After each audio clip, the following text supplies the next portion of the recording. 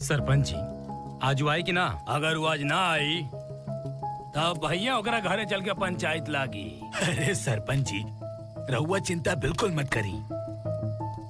पवन मौत के टाल सकेला, लेकिन अपने ही भोला चाचा की बात कब्बो नहीं टाल सकत।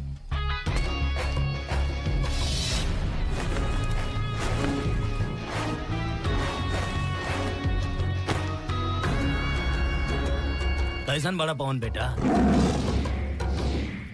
ठीक बनी चाचा।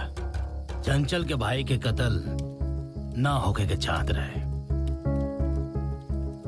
ये बात पहले ही तय भइल रहे कि अब के चुनाव में कोनो खून खराबा ना होई। आपसी दुश्मनी के हम समाप्त करब, ये बात पे हमने के समझौता भी भई रहे। चाचा, दुश्मनी निभावे के टाइम के कराबा, यहाँ तो मोहब्बत कैले भी जमाना हो गइल बा।